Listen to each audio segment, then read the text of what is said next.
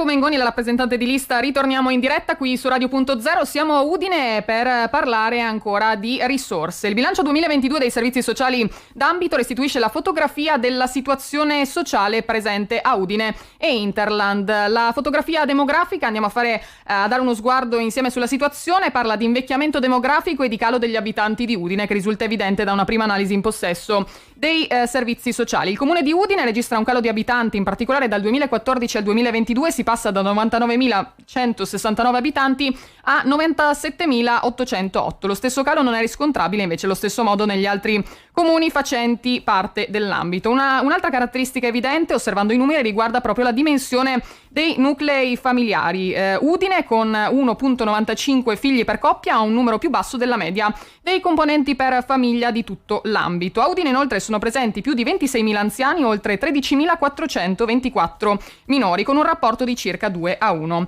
Anche in virtù di questi dati, quindi, è intenzione dell'amministrazione procedere all'istituzione di un tavolo permanente di confronto, un osservatorio che avrà tra i suoi obiettivi proprio l'analisi delle dinamiche sociodemografiche e di invecchiamento della popolazione. Dalla raccolta e interpretazione dei dati relativi ai fenomeni sociali arriveranno quindi precise indicazioni per orientare al meglio i servizi della popolazione maggiormente fragile. Ne andiamo a parlare però, andiamo a scoprire di più insieme al sindaco di Udine Alberto Felice De Toni e insieme a Nicoletta Stradi, dirigente servizio sociale dei comuni dell'ambito territoriale del Friuli Centrale in questo servizio.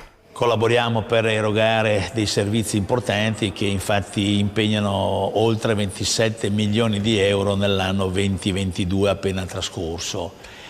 Sono interessati circa 1 migliaio di persone e quelle che riguardano Udine sono circa il 75%. Tutta una serie di interventi che riguardano le fragilità, sia perché riguardano i bambini, ma anche gli adulti e anche ovviamente gli anziani.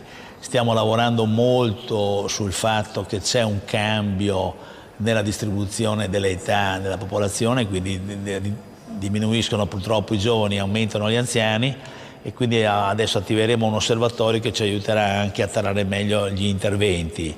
Per fare tutto questo abbiamo bisogno di migliorare l'integrazione con la sanità regionale e anche con tutte le realtà che operano nel mondo della Caritas e del volontariato cattolico in primis e con tutte anche le società, le cooperative di servizi sociali.